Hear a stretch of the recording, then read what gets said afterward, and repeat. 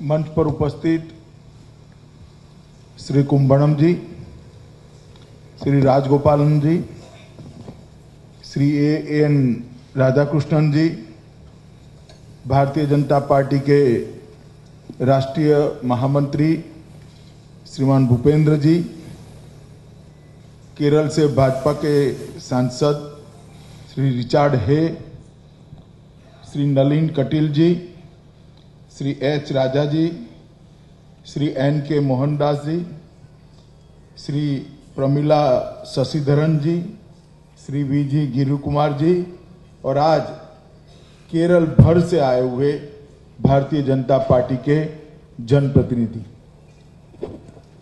സദസ്സിലുള്ള ഭാരതീയ ജനതാ പാർട്ടിയുടെ സംസ്ഥാന അധ്യക്ഷൻ ശ്രീ കുമ്മനം രാജശേഖരൻ, ഒ രാജഗോപാൽ MLA, സംസ്ഥാന general secretary Shri AN Radhakrishnan, ദേശീയ ജനറൽ സെക്രട്ടറിയും MPയുമായ ശ്രീ ഭൂപേന്ദ്ര യാദവ്, റിച്ചാർഡ് ഹേ MP, നളിൻകുമാർ കട്ടീൽ MP, ദേശീയ സെക്രട്ടറി H രാജ, ജില്ലാ അധ്യക്ഷൻ ശ്രീ NK മോഹൻദാസ്, പ്രമീള ശശിധരൻ, VG ഗിരികുമാർ, അതോടൊപ്പം തന്നെ കേരളത്തിന്റെ വിവിധ സ്ഥലങ്ങളിൽ നിന്നും എത്തിയിട്ടുള്ള भारतीय जनता पार्टी जनप्रतिनिधि।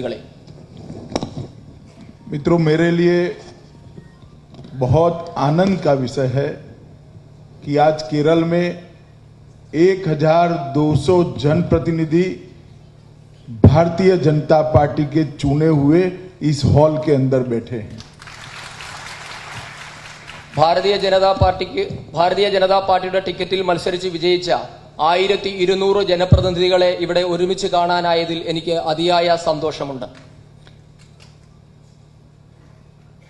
शायद मीडिया के लोगों को और अपने कार्यकर्ताओं को भी अतिशयोक्ति लगती होगी, मगर मैं ये 1200 लोग जो भारतीय जनता पार्टी के जनप्रतिनिधि बैठे हैं उनमें ही केरल में भारतीय जनता पार्टी की सरकार का बीज देखता हूं। यहीं से एक वटवृक्ष खड़ा होने वाला है। ഒരുപക്ഷേ മാധ്യമ പ്രവർത്തകർക്കും ഇവിടെയുള്ള ഒത്തുചേർന്നുള്ള കാര്യകർത്താക്കന്മാർക്കും അതിശയം തോന്നിയേക്കാം, എങ്കിലും പറയുകയാണ്, ഈ കൂടിയിരിക്കുന്ന 1200 പേരിൽ നിന്നാണ് ഭാരതീയ ജനതാ പാർട്ടിയുടെ കേരളത്തിൽ ഉണ്ടാക്കാൻ പോകുന്ന സർക്കാരിന്റെ ബീജം അടങ്ങിയിട്ടുള്ളത്। भारतीय जनसंघ से लेकर भारतीय जनता पार्टी का इतिहास देखेंगे तो कई सारे राज्यों के अंदर अभी जो केरल की भारतीय जनता पार्टी का स्वरूप है उससे भी निर्बल भारतीय जनता पार्टी से निकलकर आज एक प्रचंड ताकत भारतीय जनता पार्टी की खड़ी हुई है। ജനസംഘത്തിന്റെ കാലഘട്ടം മുതൽ പരിശോധിച്ചാൽ അറിയാം, ഇന്ന് കേരളത്തിലുള്ള BJPയുടെ അവസ്ഥയേക്കാൾ വളരെ പരിതാപകരമായിരുന്നു ഭാരതത്തിന്റെ വിവിധ സംസ്ഥാനങ്ങളിലെ BJPയുടെ അവസ്ഥ। അവിടെ നിന്നാണ് ഇന്ന് നാം കാണുന്ന ഒരു വൻ വടവൃക്ഷമായി ഭാരതീയ ജനതാ പാർട്ടി ഇന്ത്യയിൽ മാറിയിട്ടുള്ളത്। और जिस प्रकार से केरल भारतीय जनता पार्टी का यूनिट भारतीय जनता पार्टी के विस्तार के लिए, भारतीय जनता पार्टी के विचारधारा के विस्तार के लिए काम कर रहा है।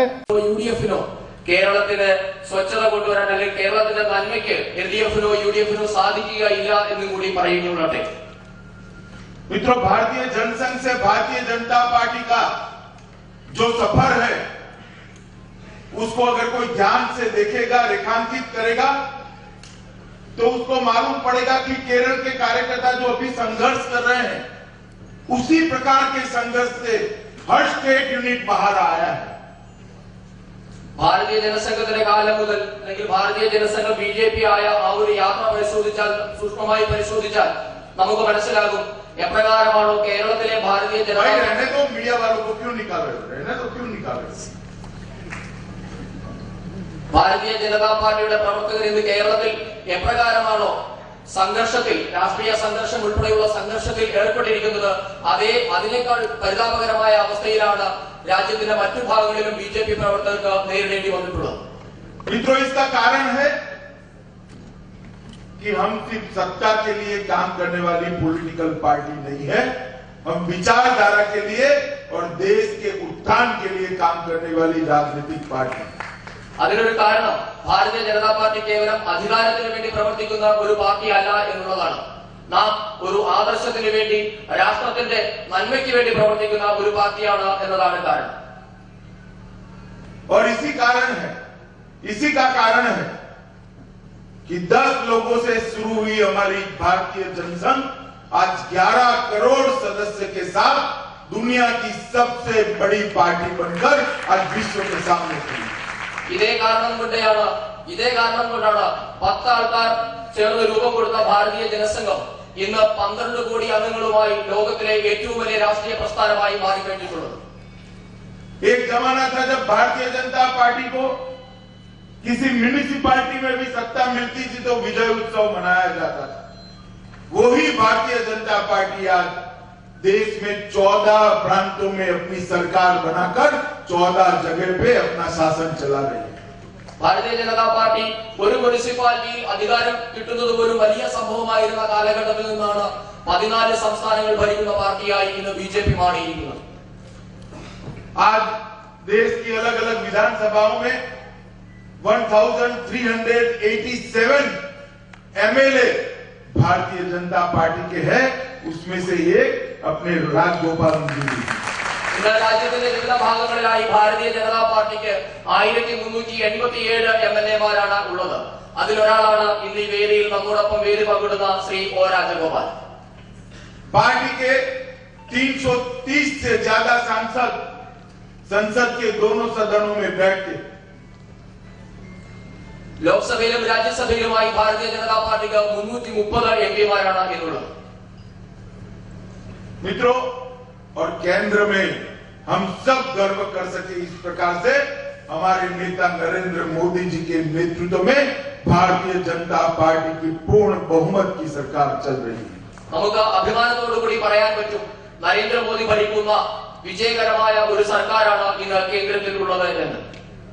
मैं सब इसलिए कह रहा हूं कि केरल का कार्यकर्ता अपने आप को अकेला न समझे.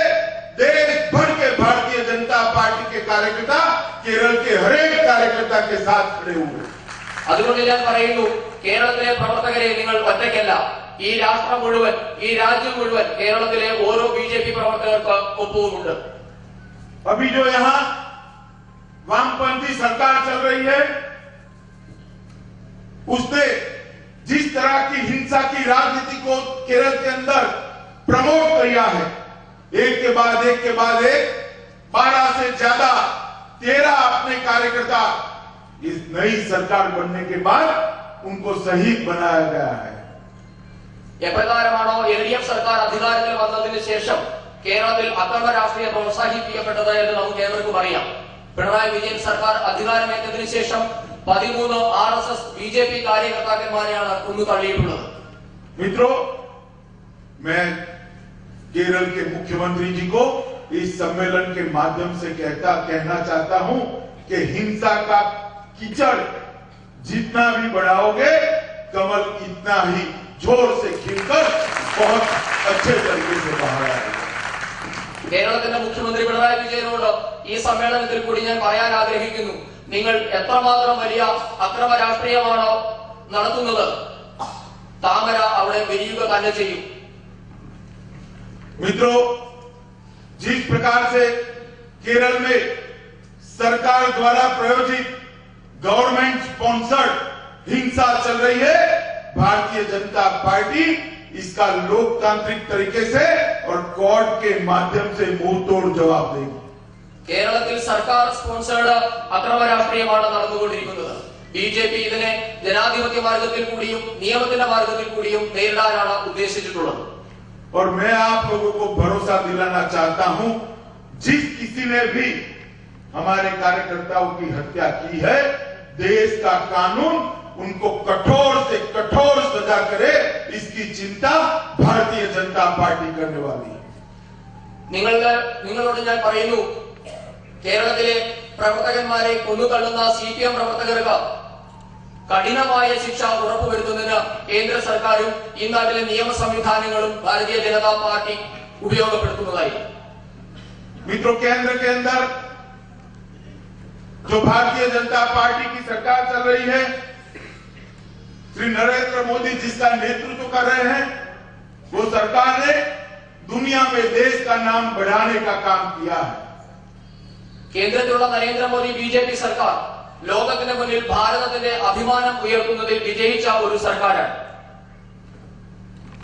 मित्रों, नरेंद्र मोदी सरकार ने कई सारे ऐसे कदम लिए हैं जो कभी भारत में पहले नहीं किया गया. നാളിതുവരെ ഒരു സർക്കാരും ചെയ്തിട്ടില്ലാത്ത കാര്യങ്ങളാണ് നരേന്ദ്രമോദി സർക്കാർ കേന്ദ്രത്തിൽ നിന്ന് ചെയ്തുകൊണ്ടിരിക്കുന്നത്.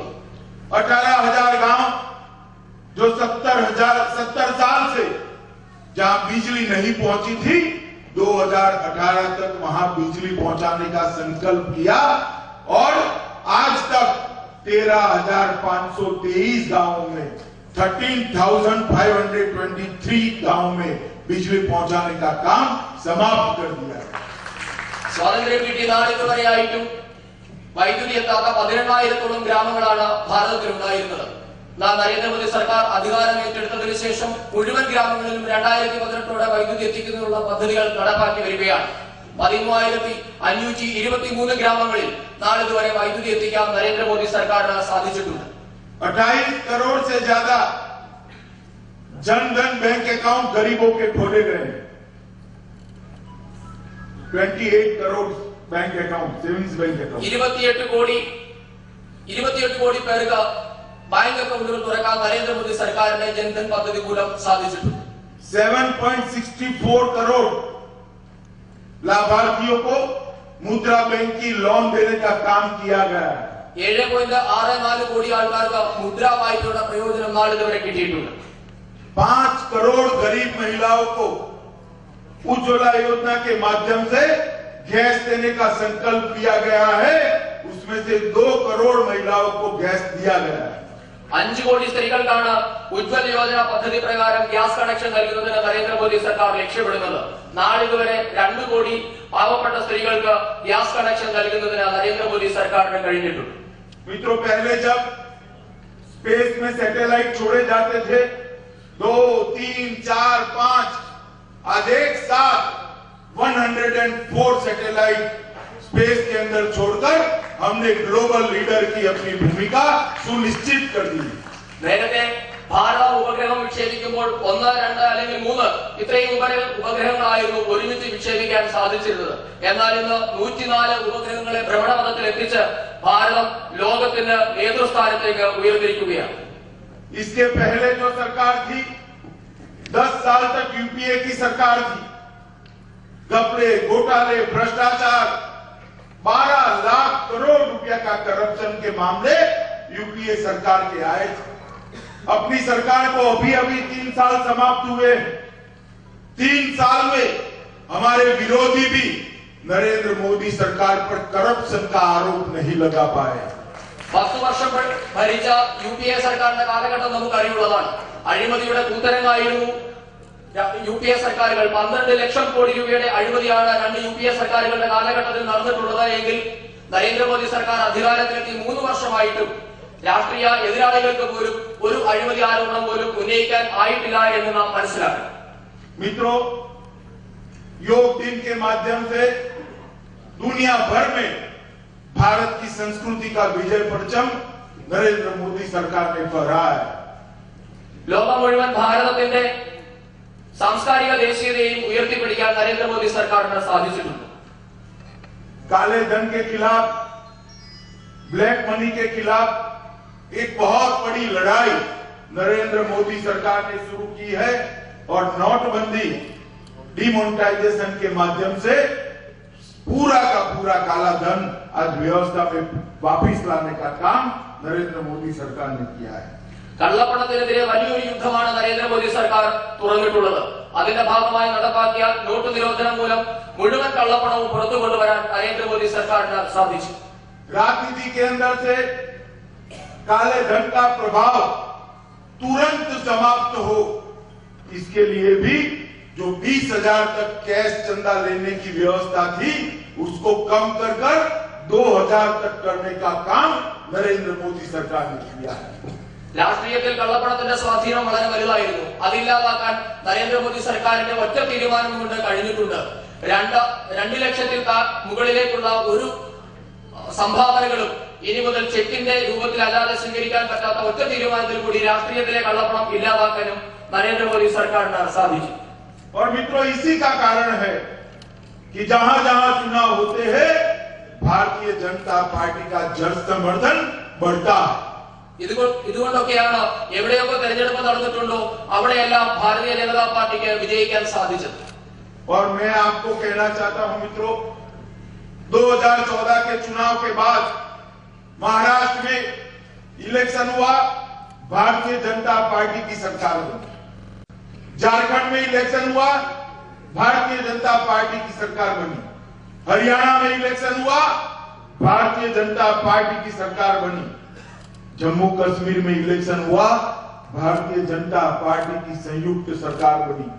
असम में इलेक्शन हुआ, भारतीय जनता पार्टी की सरकार बनी।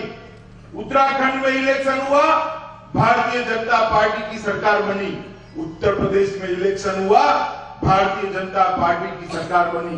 गोवा में इलेक्शन हुआ, भारतीय जनता पार्टी की सरकार बनी। मणिपुर में इलेक्शन हुआ, भारतीय जनता पार्टी की सरकार बनी। और केरल, बंगाल, तमिलनाडु, पांडिचेरी, ये सब राज्यों में भारतीय जनता पार्टी का जन समर्थन बढ़ा।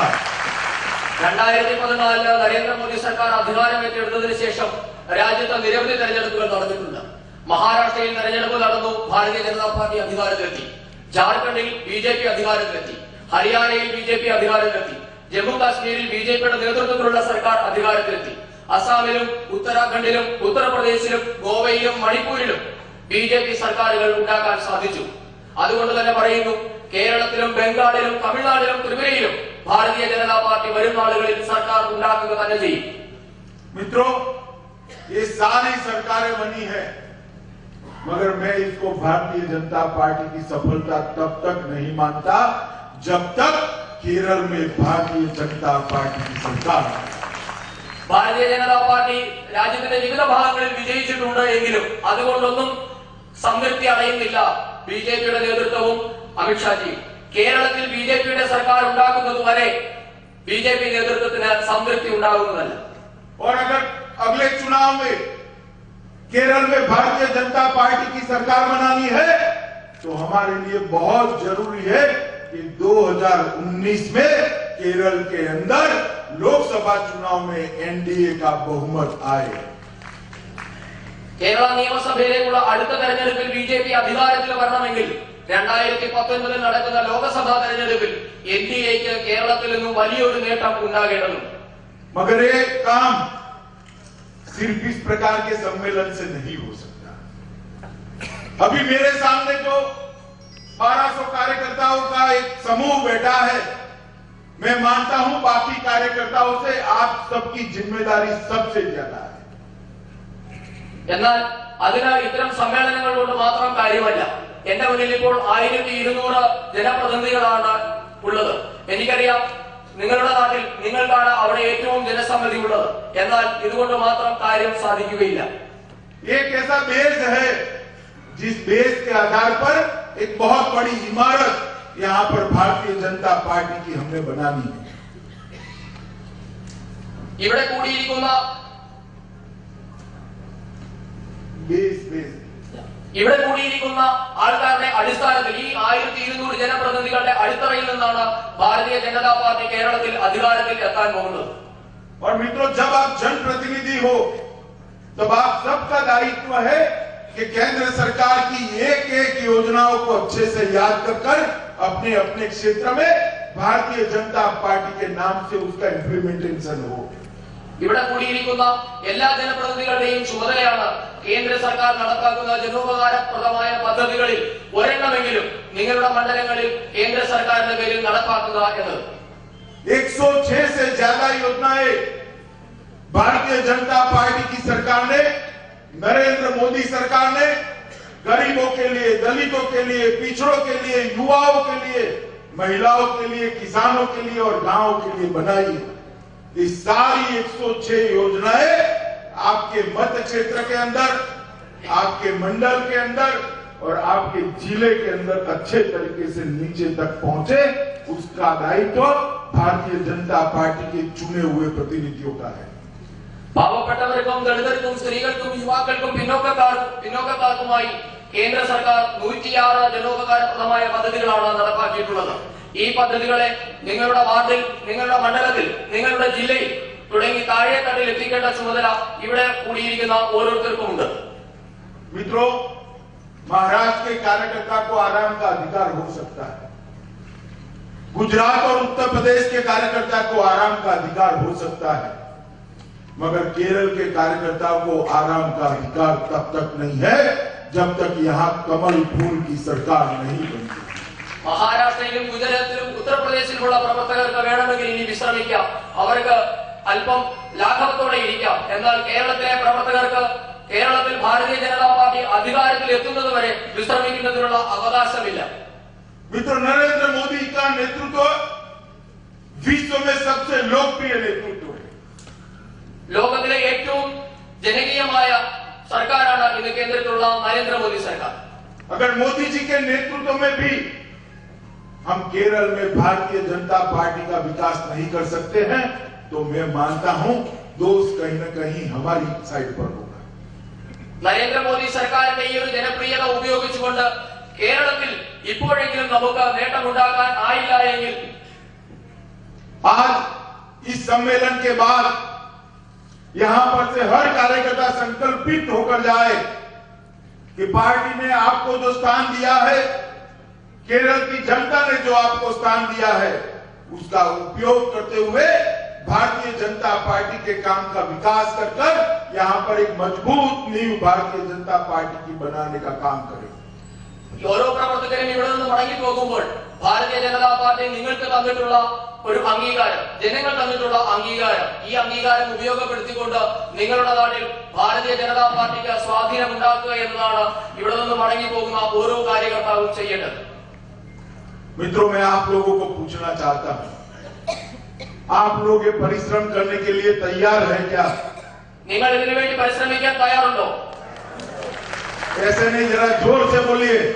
तैयार है? दो हाथ उठाकर बोलिए तैयार है. तो मेरे साथ दोनों हाथ उठाकर बोलिए भारत माता की, भारत माता की, वंदे मातरम.